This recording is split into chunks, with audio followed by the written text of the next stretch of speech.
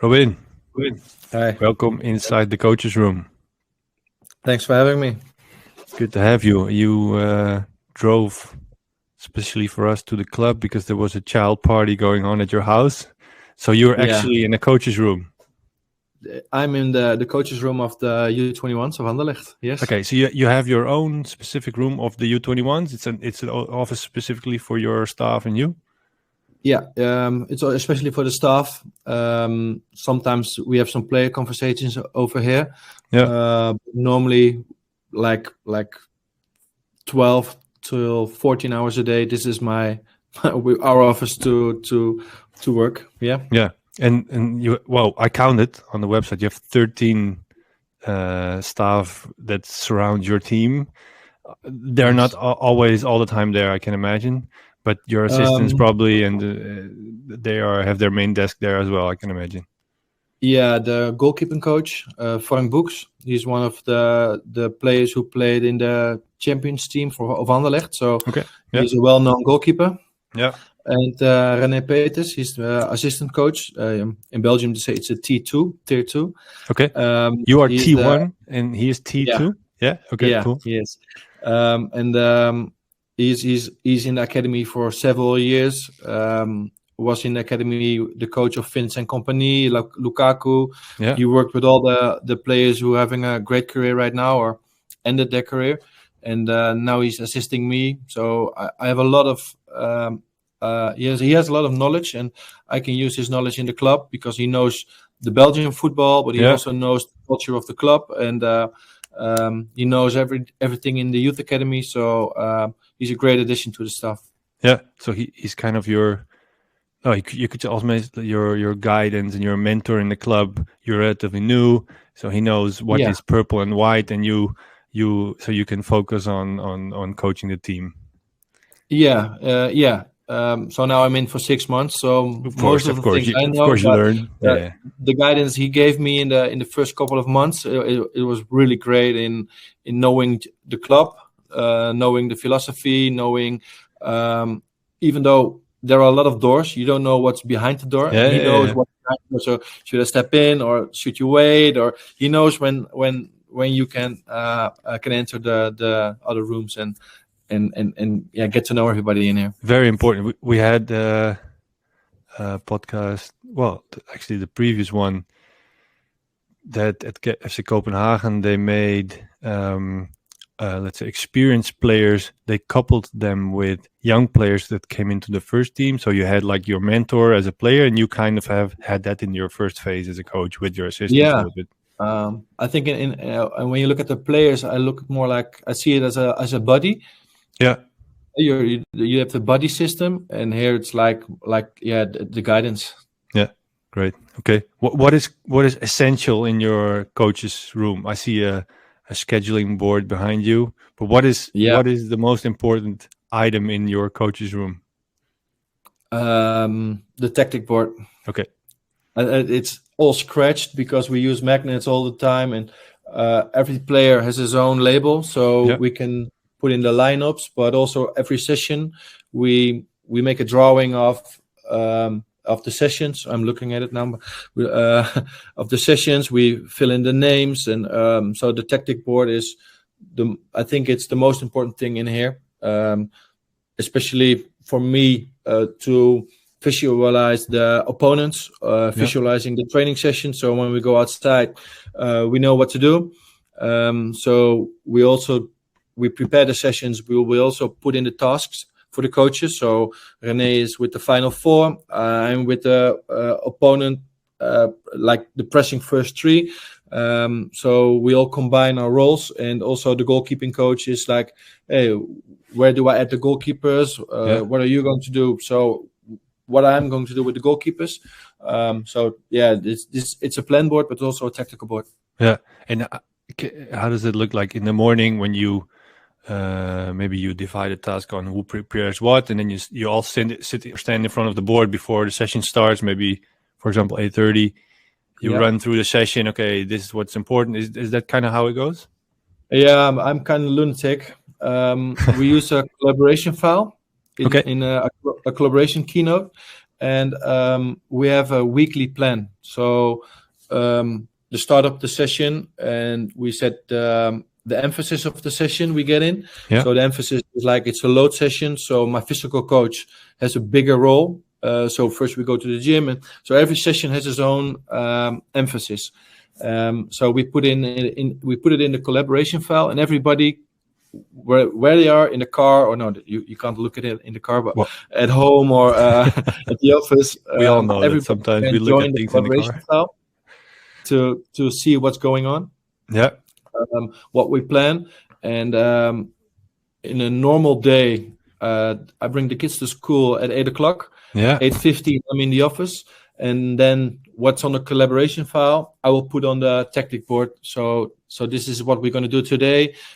This is what the individuals are going to do. So because it's not only the team session, but also after the team session, we go for individuals, or before the team session, we have pre-activation or a gym session. So everything is on the tactic board in a daily way. In a weekly way, we use the collaboration file to plan, but also review and debrief everything. Yeah. Okay. Interesting. And it's the big advantage is that it's digital, so it's almost automatically archived. You maybe fill in your evaluation points afterwards, so you kind of are building your portfolio as you go. Yeah, it's like a workflow we created with everybody's task, but also trying to get in the videos. We're using Sports Code. I'm now having the Sports Code Studios, so I can put my own drawings in it, and cool. To get the training sessions transformed to the game plan. We also use the collaboration file to see, like, we always play on a Monday, so that's the match day. So we're always in match day -1, match day -2, match day -3, match day -4, and that's always the load towards the game. How we prepare the games, and so we also prepare the load of the sessions. So normally match day -3 is a load session because they have 2 days to recover before the game, and also it depends on which player train with the first team and the schedule of the first team to be available for the first team. So we make a weekly schedule, but also on a daily base, we need to communicate about the player load, because Vincent needs some other players. And that's why the collaboration file is easy. So when there is an adjustment, everybody can make the adjustment. So even the physiotherapist can make an adjustment. The physical coach can make his adjustment about the load of the session. So everybody is involved. Okay. Is it something you started when you moved to Anderlecht, or was this digital way already the kind of way you started working at Ajax? Yeah, the digital way was at Ajax, but it was not a collaboration file. It was more like my portfolio, where I put in the match meetings, where I put in the training sessions, what we do. It's more like what you learn on the UEFA A license to make your plan, what you're going to do, what did you do, they get it in a review. And that's what I created at Ajax for myself, to make a plan and what do I wish to train. But here it's a little bit harder, because sometimes you got 7 players, sometimes you got 22 players. So it's a little bit harder, but because you plan, you can be flexible. Yeah. You still know what you want to train. Even though you got 7 players, you still can get the emphasis you want. Yeah. So the structure you created creates the freedom to work with different circumstances, different players, because you already did half of the thinking almost. Yeah. And normally the day before I prepare the sessions, but someone gets sick or someone gets injured, or you never know. You have to, especially as a U21 coach, you have to be flexible towards the first team. So also for creating sessions, normally sometimes 1 hour before we have to change everything. Yeah. But when you know what you want to train, you can change, or you have addition of 2 players, or you miss 4 players, and that's why we already know what to do, and we can have a review of the collaboration file. Yeah, interesting way of how to put this together, because actually this is pretty doable for everybody that works with a staff, because it sounds fancy, but everybody can make a Google Drive or a small file where you can cooperate or put down your sessions. Especially when you look at the coronavirus period, everybody was in Microsoft Teams, or I'm using my MacBook for the keynotes, because the keynote is easy online. I think PowerPoint is a little bit harder to use for me. I got not that much experience with PowerPoint because I always was on my MacBook. But the experience with the MacBook keynote is so good that we create an environment with the player availability, but also with the session planning. So everything is in the cloud. Yeah, great. I used to do it in Excel, actually make my session, because I could move around players and everybody knew, okay, if a player is on position 2, he will be right back because we knew the system. And even if that's kind of how me and my staff knew what we were doing. And then I make the drawings on a board, and then we talked about it. It was a little bit less time available comparing to your situation, but we tried to find the digital way already. And the good part is that all my sessions were archived, because you just open up a new file and you can look back at it. But is that something that you do? That so, okay, you work out the session, you evaluate, maybe you make some comments, and when do you take time to evaluate? Maybe a week or a month or a period, or maybe a session? Is that something that you do often, or how does it work for you? No, normally it's when we come off the pitch with me and the assistants. We step off the pitch and we say, hey, that worked out. That didn't work out. So we got to change the size of the pitch, or we have to change the rules. Or it's most of the time it will take 2 or 3 minutes walking down the pitch to the locker room, and we know what we're going to change. And I'm very honest. I don't put things down on some paper. Okay. It's all in. I think I can hold it in my mind. It's not. I think I got to put it down on paper or in the collaboration file. But getting in the new situation, I'm not getting in the same mistakes again. So that's the experience we take off from the session. We have to adjust. We take to the new session, and especially with the coaching stuff, because we have the collaboration file. We get in the sessions. They always say, hey, last week we have to think about this one. So it's also about experience, I think. Yeah, I can imagine. When you look at the first team, they got numbers. It's 24 plus 4 goalkeepers.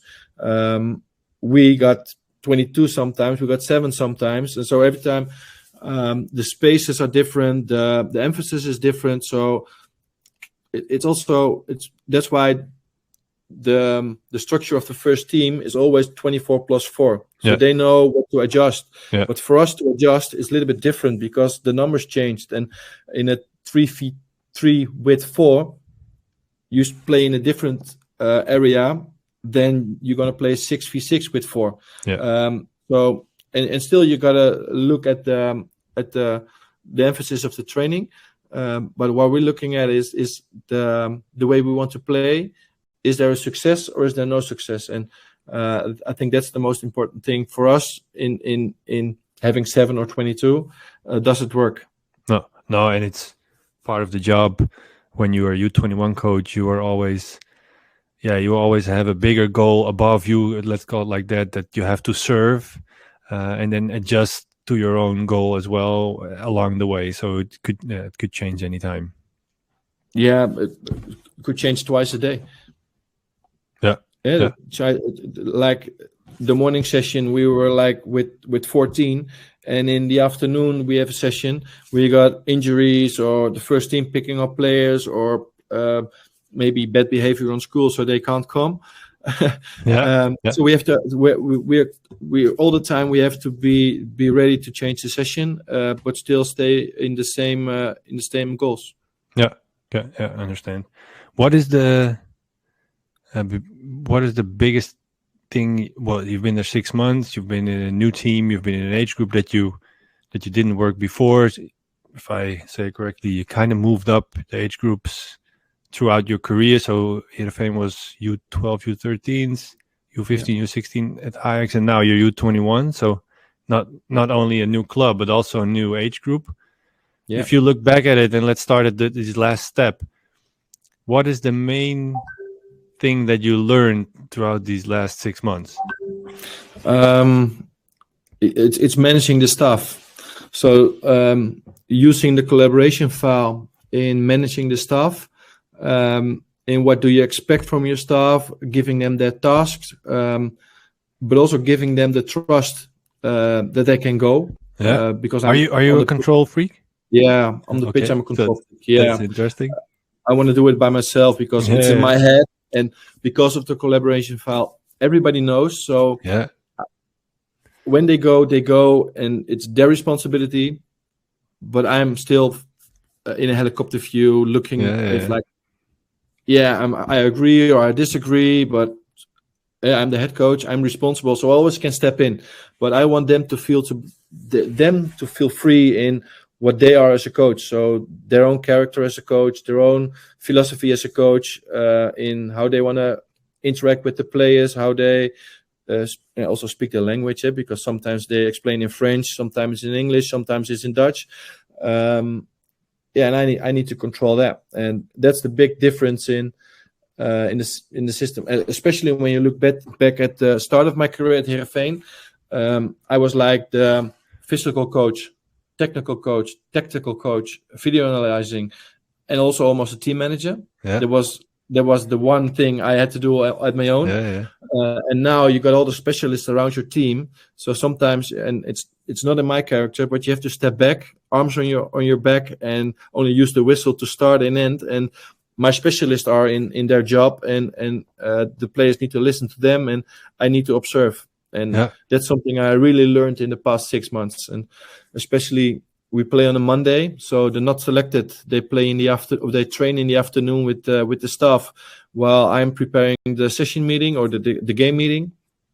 But I always try to look at the session, and even though then I want to step in, but it's not my role at that moment. I'm their session is for the players, and I'm coming in for like 1 or 2 minutes, and even though if I see something, discuss afterwards. And is that your biggest challenge, the letting go of these things and accepting that they are doing the best job they can, and that's up to them?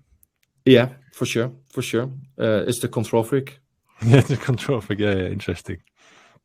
Okay, so that's learning to manage the staff. Did you do something, because you have to get to know each other as well? Did you do anything special, or to get to know each other, or to maybe you give the freedom straight away to see what's happening, or you gave them step by step a little bit more? How did that go for you? How did you approach that? Yeah, first of all, I started with the first team. So the first 6 weeks I was in preseason with the first team. Yeah. So I was like one of the assistants of Vincent. Yeah. Seeing the culture, look at the way they train. So the relation between the training session of the first team and the relationship between the session of the U21s is quite the same, because when you want to make the step up to the first team, you got to know the principles, you got to know the intensity of play, you got to know the solutions. So that were my first 6 weeks. So when my staff came in, I already started up for 6 weeks. So I pretty knew everybody in the club, especially around the first team, and also the players. And when we came in the first week, we had 3 sessions. So like normal sessions about how we wanted to train, the build-up of the sessions, the emphasis of the sessions were normal. And then we went for 3 days to Derbuy. And Derbuy is in the Ardennen. Okay. And it's like it was just before the float. So just after the float. So okay, it was they were just building up the environment over there. Yeah. But we went there for an adventure park. So climbing, mountain biking, all kind of stuff but we built it in teams. So we made 4 teams, and every team had 1 coach. So one of the coaching staff was also a member of the team. So they were not the boss, but they were a member of the team. And we made a competition all over the 2 days by climbing. So when the whole team goes climbing and does the bungee jump, you get the most points. But you can't get everybody to jump, you lose points. So it's also convincing your teammates to go for your team. So your team needs the points. So building up the culture in a team started up there. It was without the ball. We also did it was a time trial. So it was like we started downhill, and it was a time trial for like 1 more minute 45. It was killing. It was like it was the hill, the mountain, the forest. It was rainy, and it came down to character to go. But you were with a team, so they were with 4, and the first 3 who came in, the first time and the third time, that was the total time of the team. So the fourth, they could let go. But you get a bonus when everybody comes in at the same time. So all 4. All 4.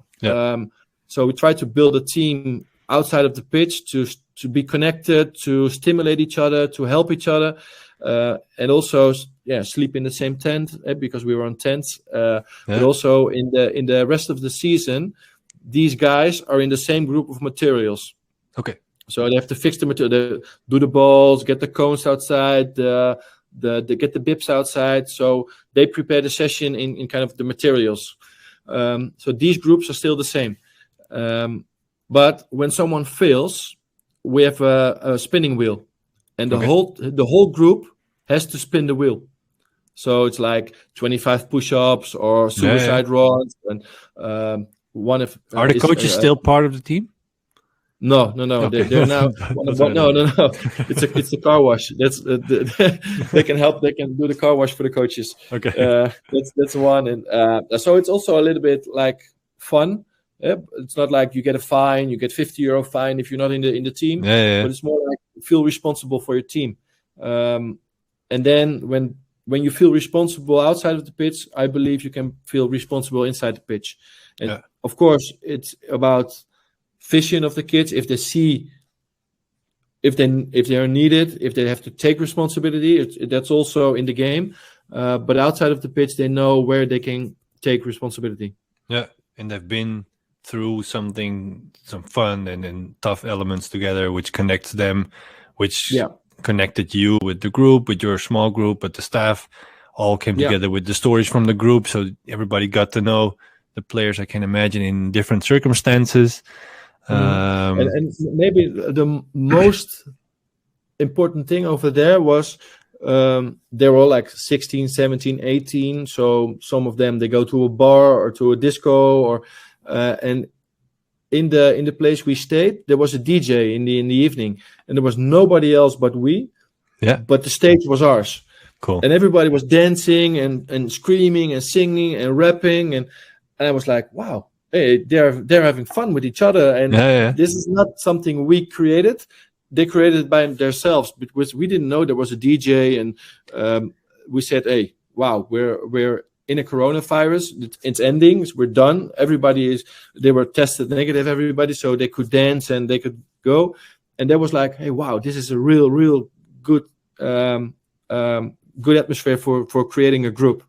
Yeah, and is it in your opinion even more important for this kind of team because you are sometimes splattered all over the place, because there is not a lot of times that you are together, so this phase in the preseason really connected them, and when they come together back again, or somebody comes back from the first team or somebody goes, whatever, they still have that experience that they can rely on. Especially now we got 2 players who moved up to the first team, but they're still on the list for materials. So cool. And they still do it? No, but they have to fix it, or they have to communicate they're not in, because maybe they have a different day off, or they have a morning session and we have an afternoon session, but they still need to communicate because they're on the list. So they still have to be connected with the team. And otherwise they have to spin the wheel. Cool. So there's a connection. So even though maybe at one point their competitor comes back or whatever, then they get placed back to the U21s, which obviously feels that way. There is like a friendly connection there that it makes it easier for them to play for the U21s again, because that's where they're still connected to. That I can imagine that it works like that a little bit. Yeah, it is. But we also mention this is your house. So Okay. you're training with the first team, but this is your house. Our dressing room, it's your house. So you're here. You're still welcome, of course. But every rule we have, it's your rule. So Okay. what happens in the first team? Okay, that's what they do. But these are the rules of this house, and you're in our house. You're still in the house, and you still need to follow. Yeah. And one of the bigger things is they want to be in our house because we want to qualify for the 1B competition. Yeah. So there's a team goal. So being good together, feel like a team, be responsible for each other. But the main goal is also developing of the players to get in the first team. And the other main goal is qualify for 1B. So everybody is involved in reaching that goal. Yeah. So just for the people that are listening, 1B, there you can qualify for the we can call it, let's say, the second league of Belgium, where you can play next year with the U21s, which could be a huge step for the club, but especially also for these players, because then they can play on the second level, so which is also a professional level of Belgium. Yeah, and when you look at the age group right now, it's a U21, but we have like 16, 17 years old playing in the starting 11. So it would be perfect for them to play in a professional level next year. And of course, they will be 1 year older, but they also have 1 year more experience to get in the 1B competition. Yeah, and that 1 year is still relative because they will be playing men who've been already pro or semi-pro for maybe 10 or more years, which is a completely different environment. Yeah, it's a combination. What you see, you see the experienced players with the younger talents playing in 1B, the younger talents with the hope to promote to the 1A, and the older players who say, "Hey, this is my level. I can play. I have fun, and I don't know about what they earn, but that's their level. They want to play, and they can play." And also to help the younger players to launch their career. Yeah. Okay. Well, interesting. Fred. Let's go one step back, because if we kind of go back in your career, which we're kind of doing now, so let's continue that. So this is your main learning points and how you started in these 6 months at Anderlecht. Before that, you were at Ajax. How long were you at Ajax? 4 seasons. Yeah, 4 seasons. Yeah, which is, well, now you're at one of the biggest and best academies of Belgium. Ajax is probably the best academy in the Netherlands, or maybe even the best academy in Europe. If you look back on those 4 years, what was the main thing that you learned there? The main thing was working together with specialists. Okay. So specialists in a performance way. When you look at the performance coaches over there, real high standard in how they develop young athletes in power training, running, coordination, but also making a transfer to the pitch, like defending 1v1, turning, being on your toes, ready to jump, ready to drop, body language, but also in the moment you turn to be strong in your upper body, so you win the duels.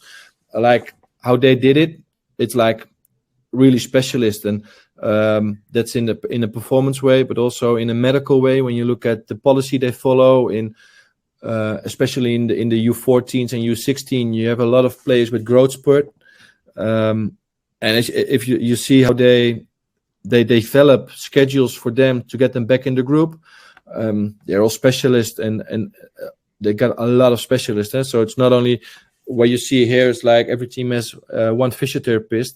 At Ajax are like 2, and in the weekend they have a special physiotherapist for warm up. It's way bigger than we have here, but when you look at the amount of specialists, that's what I've learned to get the best circumstances for the talents. You need specialists, and when you look at the football part, I had Julian Jenner, the old winger from AZ and NAC, played Olympic Games. Famous scissors. The famous scissor, I think he would laugh if he would hear it. Steven Pina, who is now the U18 assistant, he assisted me for like 15 or 16 months. Frank Korpershoek, the Telstar legend. Yeah.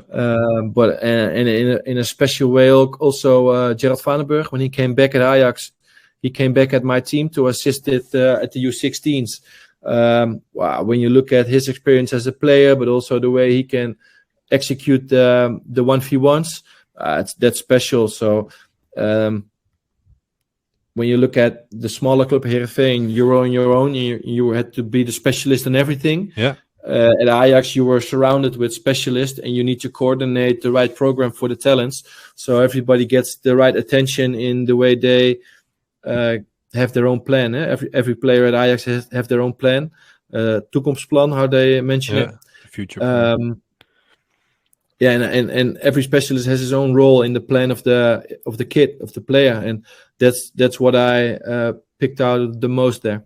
So, if I can hear correctly, even with if I can make a connection with your Anderlecht story, there's you're very aware of let's say the knowledge around you and how to use it, and how, at least you try.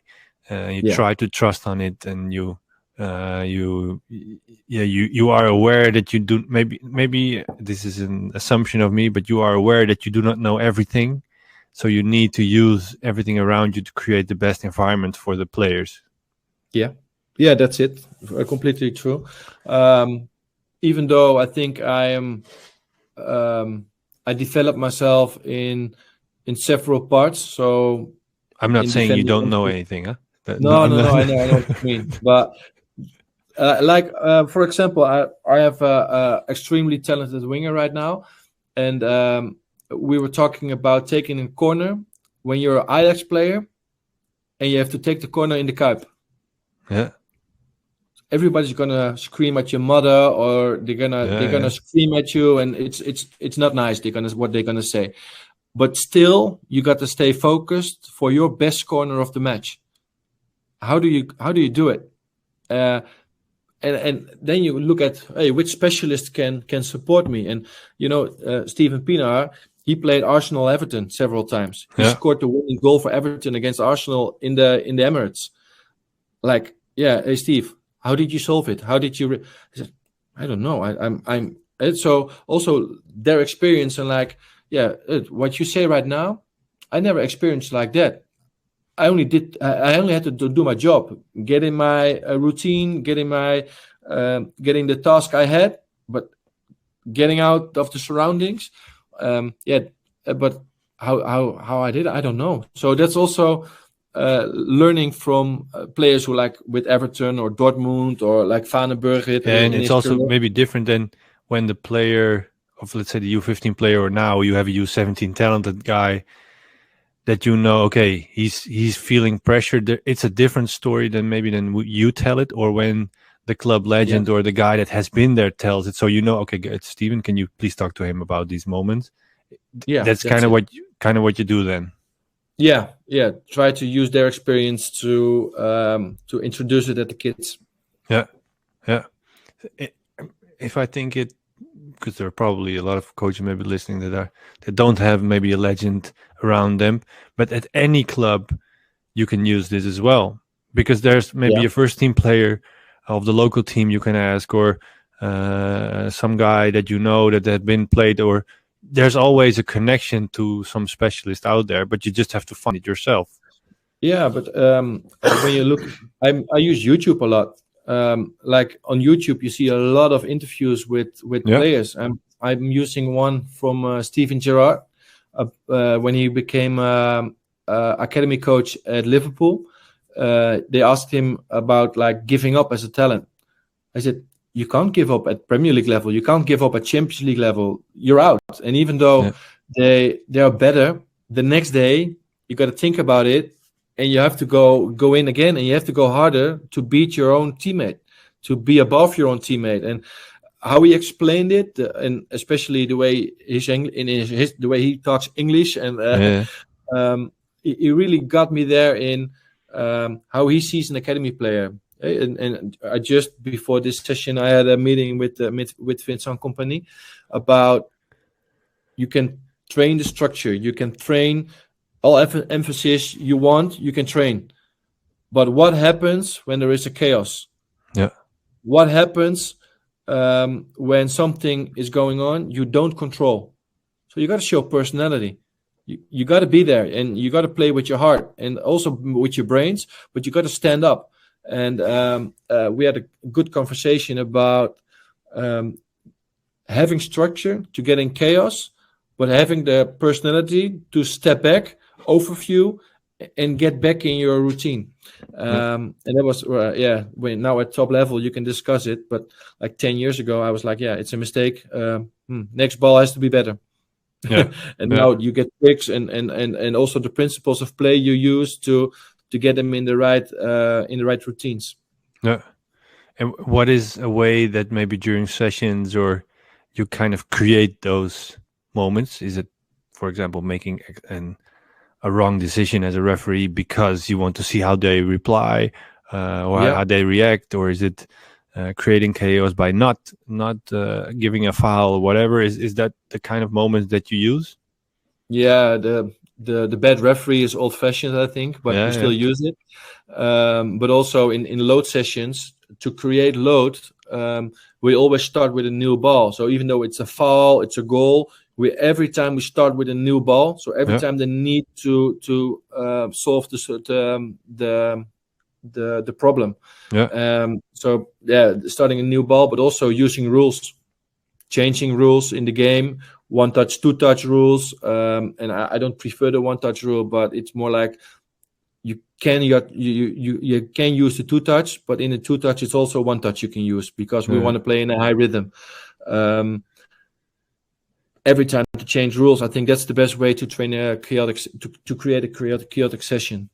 Got me thinking about the situation that Bastiaan Riemersma told me once, that on talent days, they have small-sided games or whatever to see if you are a good player, but they always put one shuttle run test at the end, and the player that runs the longest or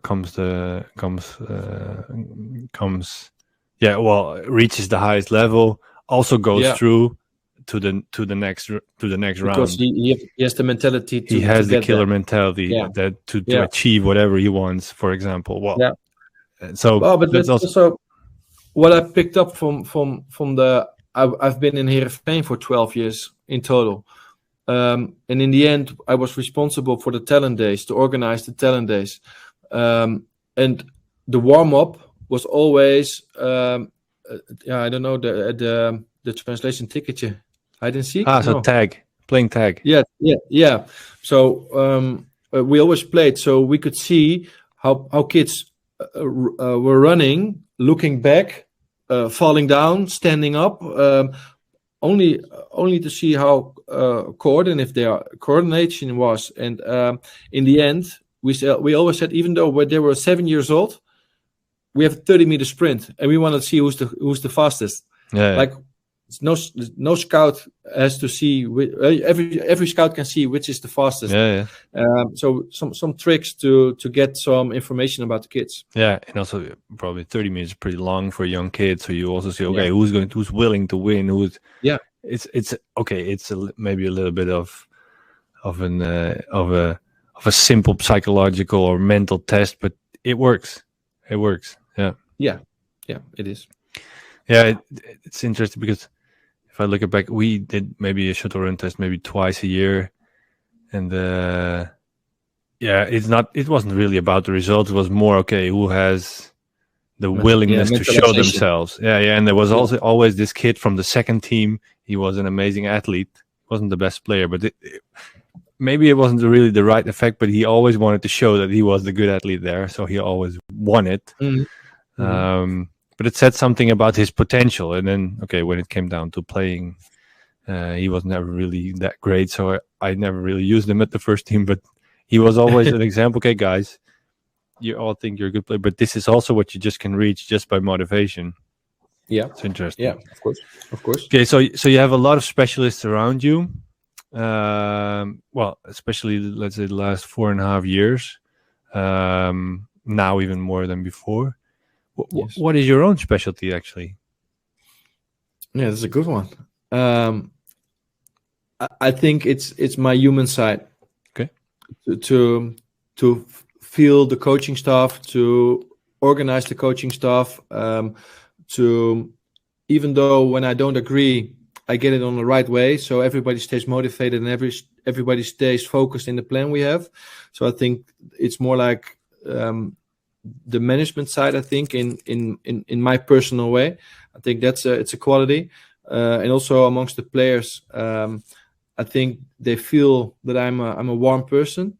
Yeah. They can feel they can come with problems. I will always 24 hours a day. I will help them, and they also know I got 2 young kids, and they know I got 2 daughters. And last 2 weeks ago, I took them to the training session, and they also seen the daddy. So it's not only Coach Robin, but also the daddy Robin. And it was like, hey, shit, he's also like walking hand in hand with 2 girls, and he can also laugh. He can laugh. Yeah, no, they know I can laugh. But also, my daughter came on the pitch and she said, "Daddy, I want a kiss," and everyone was like, "What is he doing?" Yeah. I was, this is my human side. I'm also a daddy. I'm a proud daddy. And they were like, "Oh shit, yeah. Oh, he's a kind man."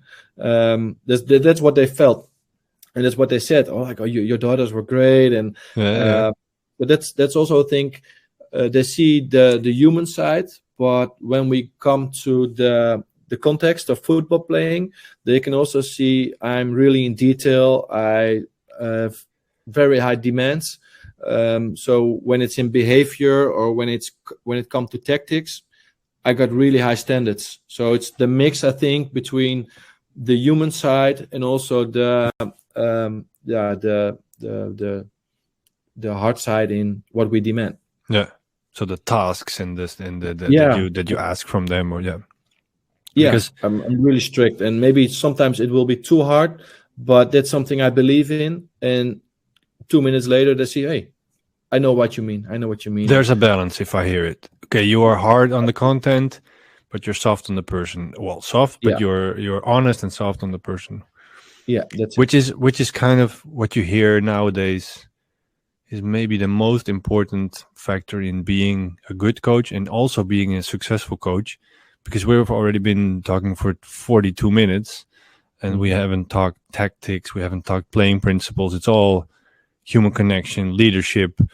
Maybe I'm also asking that way a little bit, but if you would have found tactics very important, you would have put it in somewhere. Is it almost that coaching is okay? Tactics, training sessions, knowing football is let's say your benchmark. It's what you need as knowledge to do this job, but to practice this job pretty well, to become a good coach, you have to focus. Not you have to focus. You have to be good at the other side as well, maybe even more. I think so. Of course, you need a tactical load. So even though we play in a 4-2-2-2, when we play a 4-3-3, or last week we played a 5-3-2, you got to know the solutions. So, but how are you going to tell it? How you give them confidence to solve it? How you get them motivated to run as fast as they can, to believe the plan? I think it's more than only the tactical skills you need, because I think a lot of people have the tactical skills. Everybody knows how to solve a high wing back to play fullback to fullback. I think everybody knows a solution to fix it. You can follow the winger to the wing back, or you can have a jump from wing back to wing back. Everybody can find a solution, but get them in the right trigger at the right moment, at the right place, with the right aggression. I think that's people management, and also giving players the right feeling in what they are in the team. Yeah. Okay. How do you want the coaches? Well, no, I'm not going to ask you. I kind of already think how you want players to see you as a coach that knows football, but also ask how their mother is when it's needed. That's kind of, maybe it's a short summary, but it's kind of the impression that I have. Yeah, it's like Louis van Gaal, the total principle. I'm not gonna I'm not gonna say I'm like Van Gaal, not at all. I think, but I believe in the principle behind the player. You got to know behind the player, and I dare to say I know a lot. I don't know everything, but every player needs their own approach. So you got to know something about the players, and some of them are visual, some of them are only in the situation on the pitch to see the context. So everybody has his own way to learn, and I think as a coach, you need to be on the social side. Yeah. And is there a difference in? No, there is a difference in approaching the several ages, because a U13 players is different than a U21 player. What is the main difference if you go through the ages? What was your difference in approaching them? If you look at maybe the 3 age groups that you've worked in, or the 3 categories, let's put it like that. Yeah. I think the main difference was the connections between players. So at the U13s, you were busy with connecting 2 players with each other, maybe 3 players with each other. In the U15, U16s, you were connecting like 5 or 6 together. And now in the U21s, you have to connect 11 players. Yeah, and I think that's the main thing. What I've learned in the past few years, especially in the U13s, when you lose the ball, it's not directly a counterattack. They need to control the ball first. They play the ball, and maybe you got a new pressing trigger to go, or they make a mistake, and But now, when you lose the ball, it's directly a counterattack. So you need 11 players to react on one moment. That's the main thing I really learned the past few years. Is that both tactical, but also, let's say, in the relationship, that you have to that players in a U13 team maybe connect with 2, 3, 4 players of their team, and because of the urgency that you need to connect 11 players on the pitch, that you also need to find a way to connect those 11 or 16 or whatever amount in, let's say, a relationship way as well? Or is it purely, let's say, football content wise that's more important? Yeah, at Heerenveen, they were like, after the game they go home and play together, because they were 12, 13, and they go play. When they are 14, 15, they go out and chill. So that's a big difference. And here in the U21s, they go out for dinner together, and they go to a bar or they go to an event together. So that's the big difference, because now they drive cars, and some of them have girlfriends, and one of them is already a daddy. So they have different lives as the U12s. But when you look at the U12, so it almost sounds opposite. So it almost sounds opposite, that there's almost a group connection when the U13s, when they don't, maybe less have it on the pitch, and then when they grow older, it's kind of flipping the opposite, that when they become older, they more have their own lives, while they need each other more on the pitch. Yeah, it is, and also because they are professional, so, and they also got another focus. So the U13 is going a plane like, hey, wow, it's KLM, and cool. And especially when you're in Amsterdam, there are a lot, and especially where I came from, you don't see planes. Now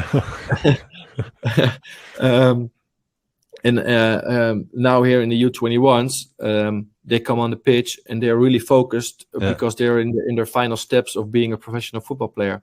So they also know they need the other players to reach their goal. They know it. So that's also, to get connected, you need the 11. But outside of the pitch, you see always groups of like 4 or 5 players connecting with each other. Sometimes you see it at lunch. It's always the same groups together. So I don't think that's the big difference. When you're a U13 or U21, you always see the groups. Okay. It's a little bit more childish in the U13s. Yeah, can imagine. Okay, and then well, you've been through this process. You, as a U13, 11 years at Heerenveen, you learned everything there. And what is the way that you learn?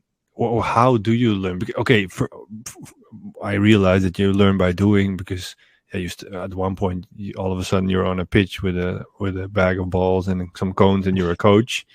But then as you progress, you become more and more serious. And was there a way in these last maybe 10 years that I read books, or I sit down, or I look at mentors, or coach that already been? What was the way for you to enhance your skills? I'm not that kind of a book reader. No.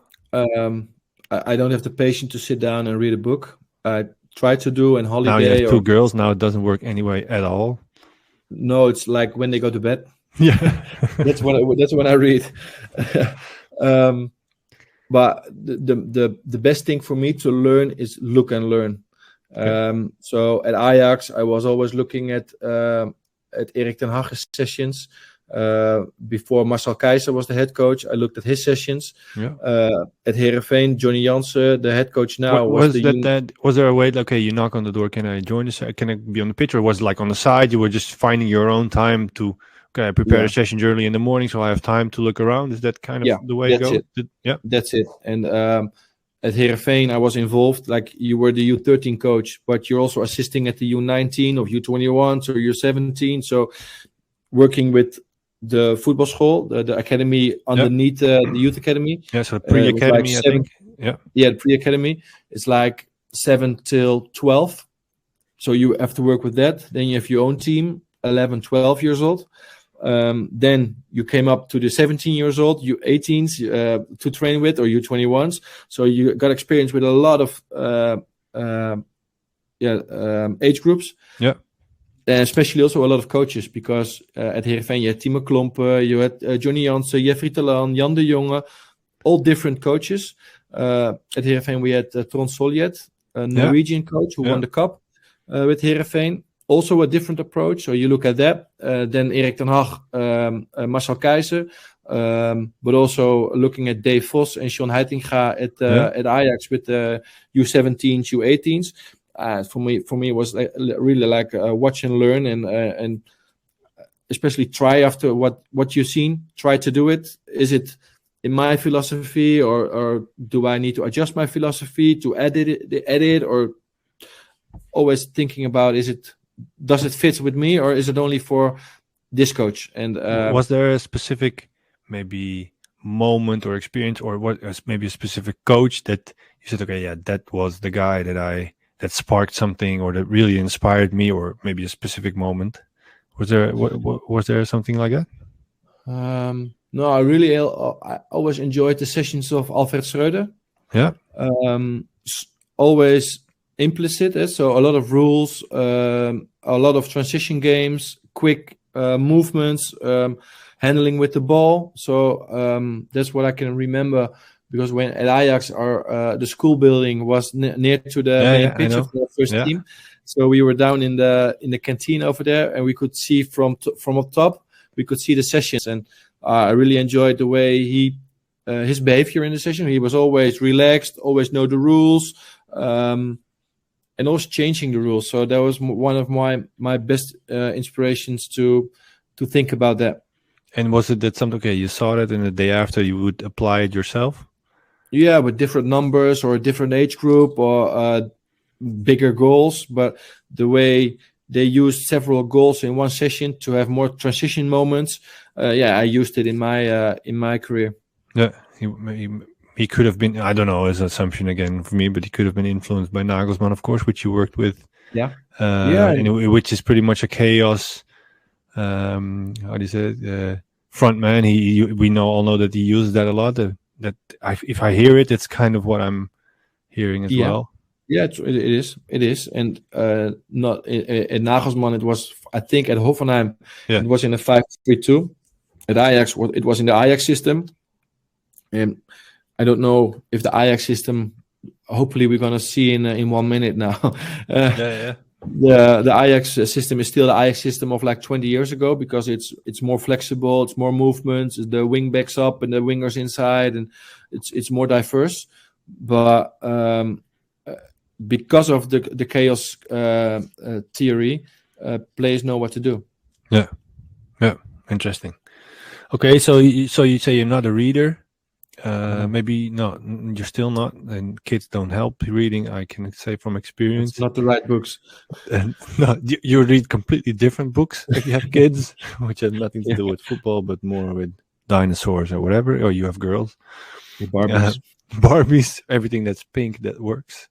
But nowadays, okay, you are in a crazy schedule. It's working 10 to 14 hours a day. I can imagine. Well, you just told us as well. Do you find moments to sit down and okay, I really want, I need to keep feeding myself with knowledge? Is it pre-season or outside of season, or is it? Can you still do it during the week?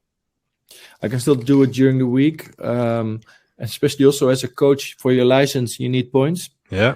And I'm always looking. Strong opinion about that system, but it's for something completely different. Me too. But it's more like now. I just finished a course about game principles. It took me like 8 hours, and everybody would say like it's 8 hours, and I will finish it in 45 minutes.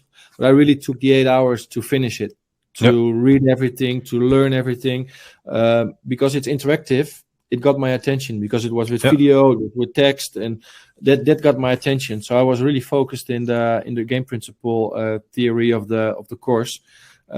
Even though it gave me some points for my license, but also even though if I don't get the points, I think even though I would follow it. Yeah. So that's my kind of learning in the way we do, and also like the half hour before this session, I was with Vincent. We spoke about the final four in switch of play or press on the ball. What do you expect from the final four? And we were looking like 20 different videos from several games. Sessions of Man City, sessions of Anderlecht, sessions of Barcelona, looking at the final four and discussing with Vincent and his staff, with Craig Bellamy also. That's also inspiring to get in and to learn. Yeah. So your daily work gives you a lot of new insights as well. It can also a new club, new age group. That's a lot of new insights that are going to push you towards becoming better any day, I think. Yeah, especially of course. Yeah, it is, and also the culture in the club. The coach in Belgium is a little bit higher in the hierarchy than in Holland. Okay. So in the club, everybody's hey coach, how are you doing, coach? Well, I'm like, hey, call me Robin. Yeah. Okay. I'm Robin. I'm a normal dude. Talk to me like I'm normal. Talk to my assistants. But the coach is something different here. Yeah, and he also has the captain armband around your arm, right? So those small things, they have. Yeah, but also everybody, also the assistant have a red one, the medical have a yellow one, and the delegate has the Belgian flag. So everybody has his own color. Yeah, cool. Okay. I don't know why, because why should you? I don't know either. It could be clearer, maybe that this is the head coach. He's allowed to stand up and shout. Maybe makes it more clear. But on the other, I don't know. But when you check the papers, you know who's the head coach. Yeah, and on the other hand, if you have a good assistant coach that says something decent when he stands up, he should be allowed to do as well. That's my opinion. But if there are 6 people, okay, that's maybe a little bit a lot. But I think so. But then, as a head coach, you're not in control. Yeah, that's true. Okay, Robin, I think we covered already a lot. I like the way how you've kind of progressed and how that gave you the experience on managing staff, finding knowledge around you, and maybe we didn't go too much into detail that you had to do everything yourself at the early stages, but we could do that maybe some other time. You have a 7-minute bike ride to go back to home, I think. Yeah, I'm back car right now because you're with the car, so you took the lazy option. No, you're right. I'm glad you took this because otherwise we would have been with the Barbie songs in the background. But no, for the people who are listening, in 10 minutes Ajax plays Dortmund, or Dortmund plays Ajax. So that's why we took this moment, and we as Dutch guys hope that Ajax was doing well. But I want to thank you for your time. we talked about some nominations, but we're kind of finding the right one, or we have to find the right one to go. So we won't go into the names yet. This time we won't put any pressure on you. Sometimes we on you or the people that are nominated. Sometimes we do, but this time we won't. Fresh managers. Yeah, and but I will hear from you if it will succeed, and we'll find a way. Yes. Any last words or last statement towards the coaches that are listening, or did we say everything? No, I think especially for the younger coaches, I think you need to develop as a specialist in everything. So what I see right now, I'm in the sports coach, so I'm clipping my own videos. Yeah. I'm preparing the all sessions, but I also discuss with my physical coach about training load. Because I think I know a lot about it, so I need to discuss about it because I need to have the best program for the players. And if he can get me the best program, I won't discuss it. But if I think it's not good enough because I think different, he needs to come in with some good ideas to get me on a different idea than he has, or than I have. So you kind of have to be, let's say, a matching or an equal discussion partner for your specialists, because otherwise you cannot. Well, you don't have to control them. That's not what it's about, I think. But you have to be a sparring partner for them as well, and you have to be able to ask them the right questions. I think that's kind of what I'm hearing. It is, yeah, and that's why I would say to the young coaches. Don't only be interested in how to play 4-3-3 against a 4-2-2-2 or against a 5-3-2. Of course, it's important to know. I think it's one of the most important things to know. But also what I just said about video analyzing, how to organize video analyzing, how to organize your stuff, how to organize your set pieces. I got a set pieces coach. And especially Vincent, he has a consultant also as a set pieces coach. He's really specialist. You gotta get yourself informed about set pieces so you can have an open and clear vision with your set pieces coach. Yeah. Okay. So even though you're at your local amateur club, you're training the U15, you can already get into some details about. There's some orientation on all these things. Yeah. I noticed the same when I moved up to the first team. Even though it was a club, we had a video analysis. So I needed to know how that worked. We had all of a sudden a GPS material, so I could. So even at that level, these things are becoming more and more common. So you need to know what you're talking about. I think that's the main thing. I think it's time to invest. So it's time and now quick time to cut all the videos. You don't. I have a sports code. It's expensive for an amateur club, for local clubs, but for professional clubs, you'll need it to have a good workflow with your players. So create databases. But like for today, I just saw my ring bell. I ordered a drone. Okay, cool. And I invested in a drone because I want to record my sessions. So it costed me like 800 euros, but I think it will help me to have a better analysis of the training sessions. It costed me money, but I think you need to invest in your career. Yeah, great. Well, that's a great ending of this. Wherever in what stage of your career you are, you need to start investing in knowledge and start with maybe the small physical things and try things in your sessions and then move from there. And sometimes it leads to an interesting specialization for yourself as well.